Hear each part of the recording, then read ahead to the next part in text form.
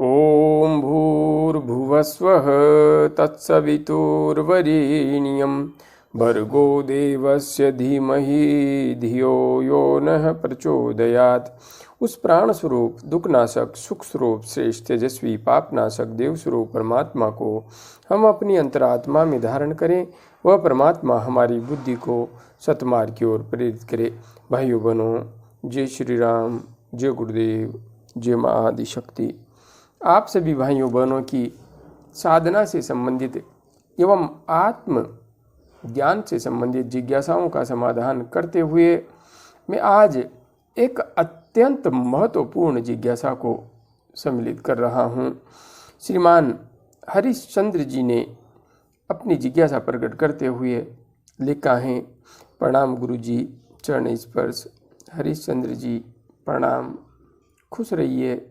माँ की कृपा आप पर हमेशा बनी रहे। गुरु जी, क्या सत्य में ईश्वर है? क्या वह हमें देख सकता है? क्या वह हमारी प्रार्थना और पूजा सुनता एवं ग्रहण करता है? क्या हम मृत्यु के पश्चात उसी ईश्वर की शरण में जाते हैं? क्या यह सत्य है? मैं दुविधा में हूँ, क्योंकि प्राणायाम, ध्यान, साधना आदि करने से हमें अपने आत्म स्वरूप का साक्षात्कार होता है। और यह भी सत्य है कि जिस ईश्वर की छवि हमारे मन में बसी होती है, हम उसी रूप का साक्षात्कार करते हैं। क्या यह सिर्फ मन का खेल मात्र है? अगर हम अपने मन को साध लेते हैं तो हम निर्विकल्प हो जाते हैं। मन के पार जाना ही समाधि है, यानी जहाँ पर मन की सीमा समाप्त होती है, हमारी सोच की सीमा समाप्त होती है, वहीं समाधि है। समाधि में किसी भी देवता या ईश्वर के दर्शन नहीं होते। वह पूर्णतया निर्विकल्प होती है, जहाँ हमें पता ही नहीं होता कि हम हैं कहाँ और क्या कर रहे हैं। हम पूरी तरह शांत हो जाते हैं, जैसे ठहरा हुआ पानी। ऐसी स्थिति में क्या हम ईश्वर को सत्य मान सकते हैं? कृपया हो सके तो दुविधा को दूर करें। हरिश्चंद्र जी, आपने यहाँ पर जो कुछ लिखा है अत्यंत उत्कृष्ट है, और जो कुछ आपने लिखा है यह साधना पथ पर चलने वाला एक आम साधक कभी भी लिख नहीं सकता।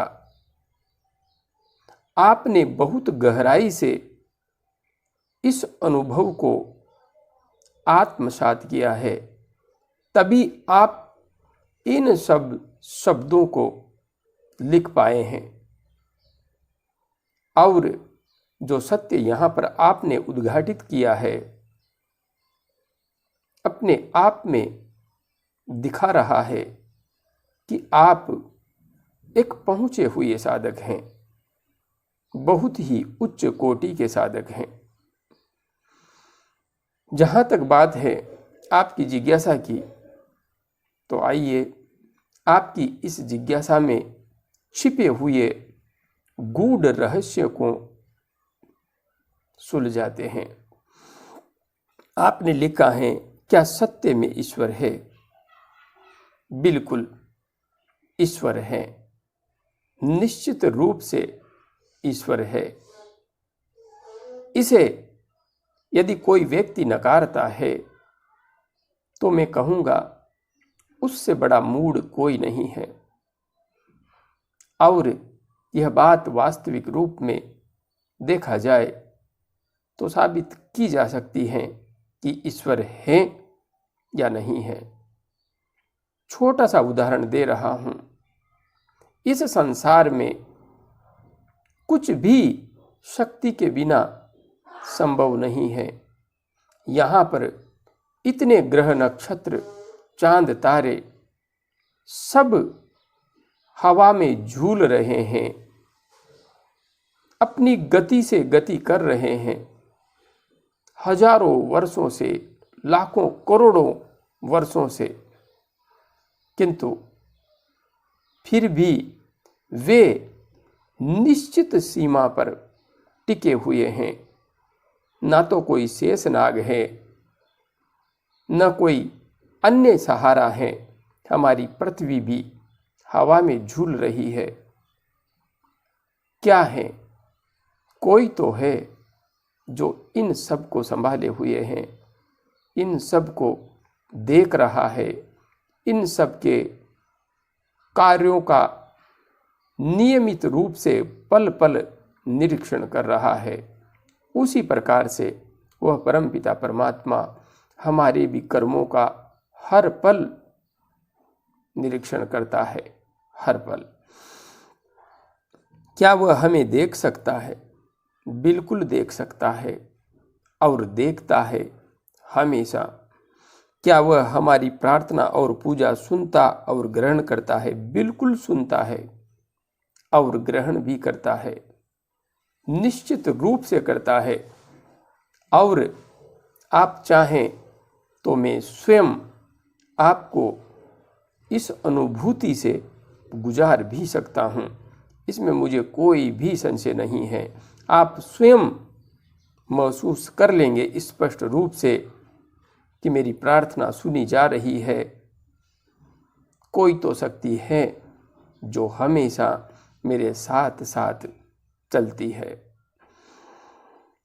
क्या हम मृत्यु के पश्चात उसी ईश्वर की शरण में जाते हैं? मृत्यु के पश्चात नहीं, हम हमेशा उसी की शरण में हैं। हमेशा हम उसी की आगोश में हैं। मृत्यु के पश्चात हम जाते हैं या नहीं जाते, यह तो मैंने मर करके देखा नहीं है, किंतु जी करके देख रहा हूँ। हम प्रति क्षण उसी की शरण में हैं। क्या यह सत्य है? हमारे ऋषि मुनियों ने लिखा है तो निश्चित रूप से इस सृष्टि का एक विधान है, एक सिस्टम है। उस सिस्टम के अनुसार हम प्रक्रिया से गुजरते हैं, किंतु हाँ, मरने के बाद हम उस परमात्मा तक नहीं पहुंचते। यह पूर्णतया मेरे अनुभव से सत्य है। उसी प्रकार जिस प्रकार से हमारे देश में प्रधानमंत्री जी बैठे हुए हैं और आपको कोई कार्य करवाना है तो आप सीधे प्रधानमंत्री जी तक नहीं पहुंचेंगे।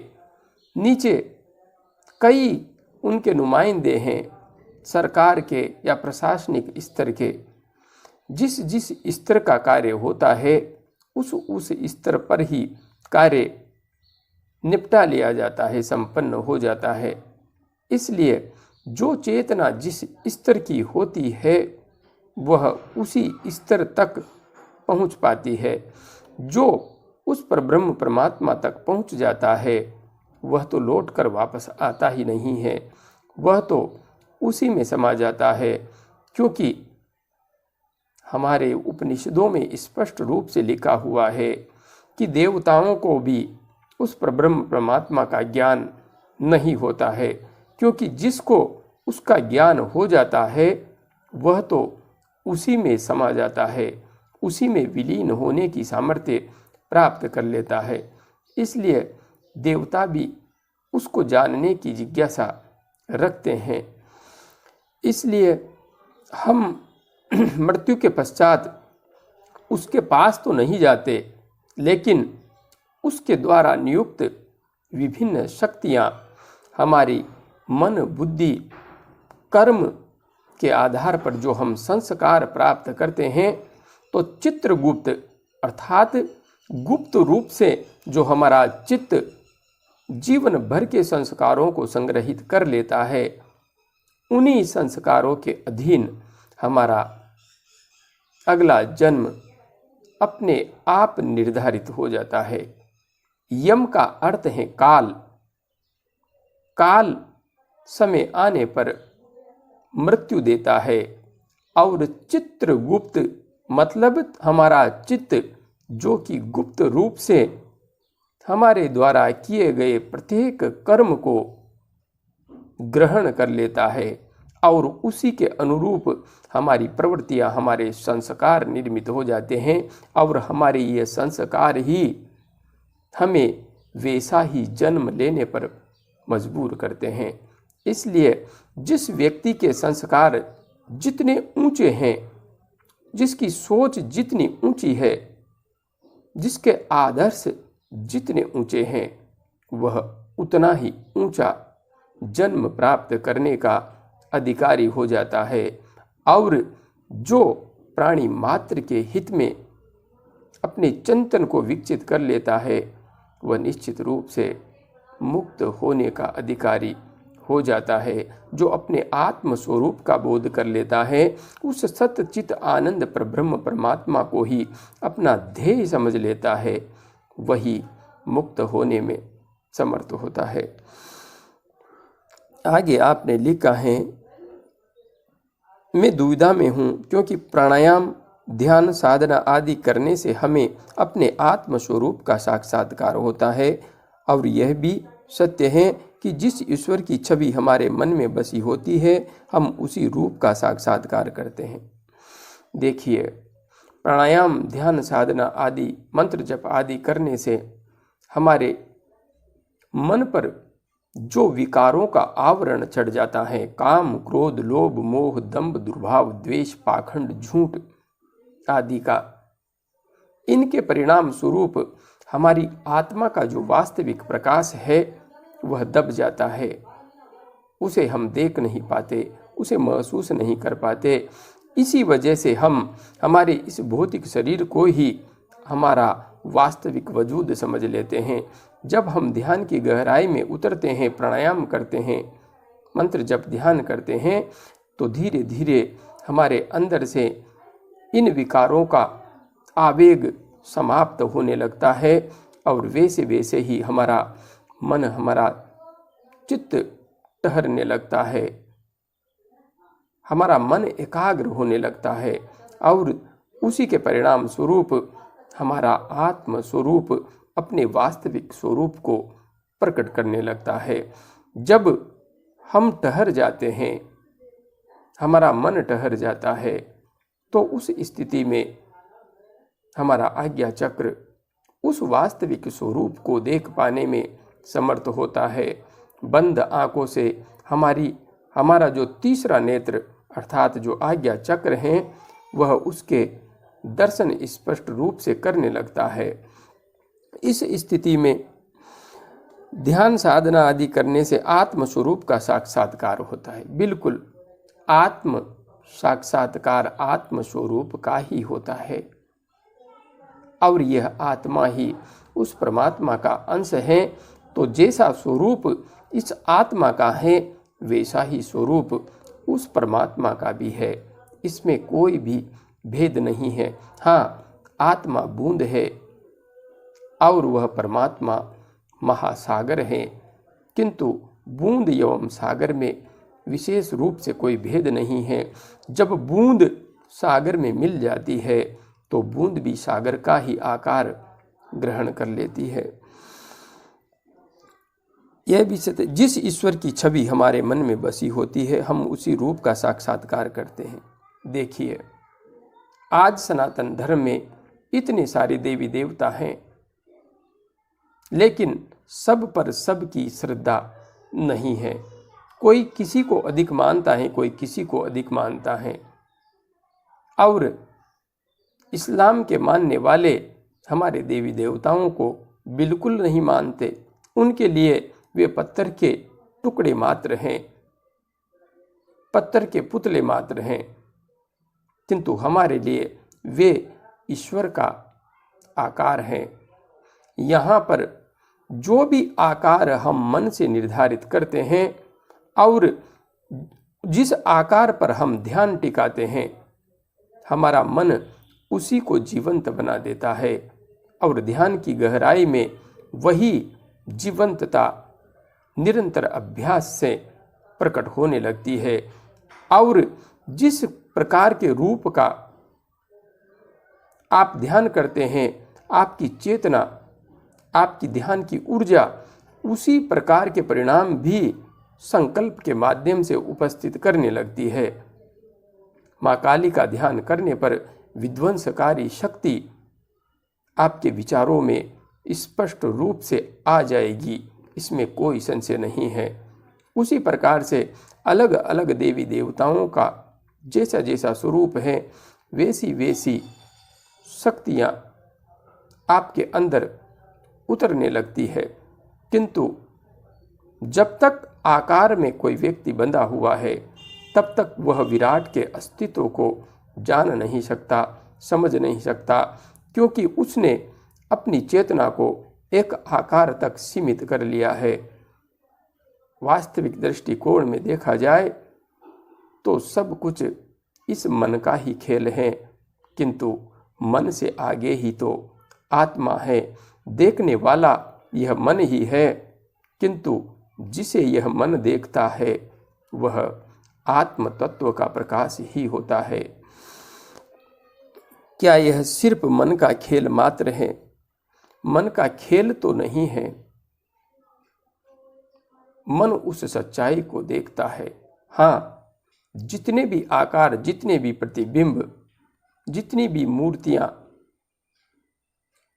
कल्पित की गई है, वास्तविकता यही है, कल्पित ही की गई है ज्ञानी जनों के द्वारा। विज्ञान भैरव तंत्र में माता पार्वती को समझाते हुए भगवान शिव स्वयं कह रहे हैं कि उस विज्ञान भैरव का कोई आकार नहीं है। ये जो मूर्तियां निर्मित की गई हैं, जो आकार निर्धारित किए गए हैं, ये विद्वान जनों के द्वारा, ज्ञानी जनों के द्वारा कल्पना के आधार पर निर्मित किए गए हैं और इनके पीछे उद्देश्य भी रहा है। इसलिए खेल तो मन का ही है, किंतु जिनकी बुद्धि विकसित नहीं हुई है उनके लिए ये मूर्तियाँ उस परब्रह्म परमात्मा से जुड़ने का माध्यम बन जाती हैं। जिनके मन मस्तिष्क में वास्तविक रूप में आत्मज्ञान प्राप्त करने की, उस सत्य स्वरूप को जानने की जिज्ञासा गहराई से है, वे तो अपने आप निराकार में प्रविष्ट हो ही जाते हैं। मन के पार जाना ही समाधि है। आगे आपने लिखा है, अगर हम अपने मन को साध लेते हैं तो हम निर्विकल्प हो जाते हैं। बिल्कुल, मन को साधने पर ही निर्विकल्पता आती है। मन के पार जाना ही समाधि है, बिल्कुल यही सत्य है। यानी जहाँ पर मन की सीमा समाप्त होती है, हमारी सोच की सीमा समाप्त होती है, वहीं समाधि है। बिल्कुल 100% यही सत्य है। समाधि में किसी भी देवता या ईश्वर के दर्शन नहीं होते, बिल्कुल भी नहीं होते। जब तक आकार आ रहा है, देवी देवता आ रहे हैं, दृश्य दिखाई दे रहे हैं, तब तक साधक मार्ग में ही चल रहा है। जब ये सब दिखाई देना बंद हो जाते हैं, कोई संकल्प विकल्प नहीं उठता, दृश्य दिखाई नहीं देते, तब जाकर ही साधना अपने पूर्ण आयाम पर पहुंचती हैं। इसलिए जो कुछ आपने लिखा है सत्य है। जहाँ हमें पता ही नहीं होता कि हम हैं कहाँ, बिल्कुल यही सत्य है। और क्या कर रहे हैं, बिल्कुल हम पूरी तरह शांत हो जाते हैं जैसे ठहरा हुआ पानी। ऐसी स्थिति में क्या हम ईश्वर को सत्य मान सकते हैं? देखिए, ऐसी स्थिति में ही ईश्वर को सत्य माना जाता है। आप इस स्थिति में ठहर गए तो आप स्वयं अपने मन को ब्रह्म के स्वरूप में स्थिर कर चुके हैं। और यहाँ पर पहुँचने के बाद आप यह भी महसूस करेंगे कि आपके मन में यदि कोई संकल्प उठा तो निश्चित रूप से आप देखेंगे वह संकल्प शीघ्र ही पूरा होने जा रहा है, क्योंकि आपका मन बिल्कुल निर्विकार हो गया है। एक श्वेत कागज पर आप कुछ भी बनाते हैं तो वह बहुत अच्छा बनेगा और सहजता से बनेगा।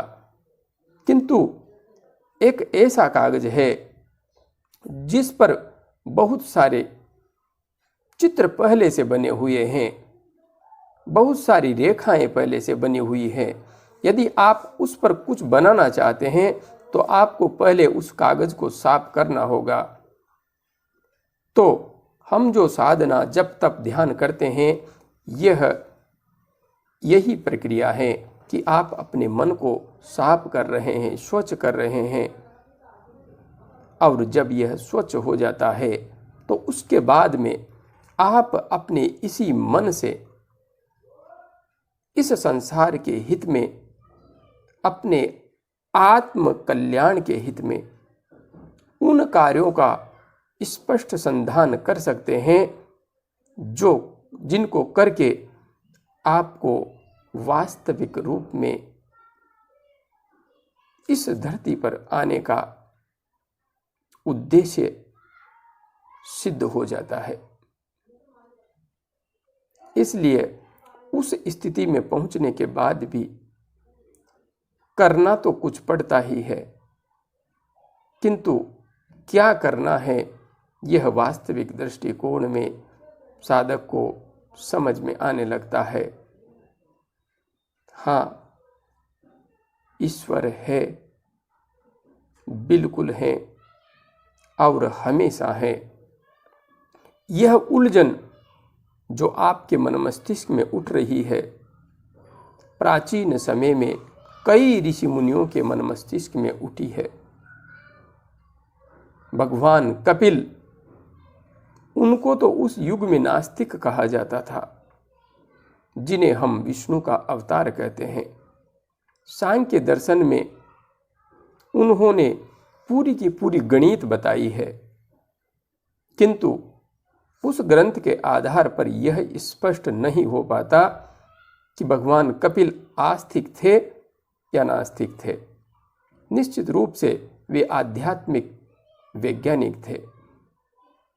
इसी प्रकार से भगवान सुखदेव के मन मस्तिष्क में भी इस स्थिति तक पहुंचने के बाद यह शंका उठी थी कि मैंने ब्रह्म को जाना भी है या नहीं।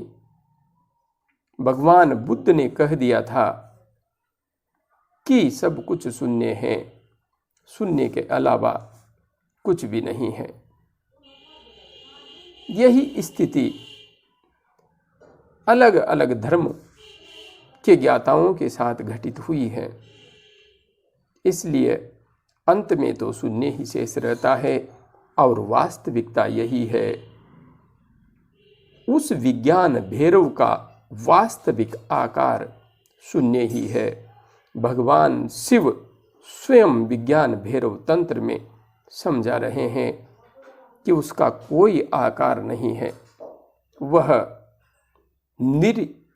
निराकार है, निर्विकल्प है और उसकी जो अनुभूति होती है वह आनंद के रूप में होती है, वह सतचित आनंद है। इसलिए जब हमारी चेतना शून्य में प्रविष्ट होती है, उससे पूर्व अर्थात संप्रज्ञात समाधि में असीम आनंद बरसने लगता है। वह आनंद कारण शरीर में आत्म तत्व का आत्मबोध होने के परिणाम स्वरूप ही प्रकट होता है।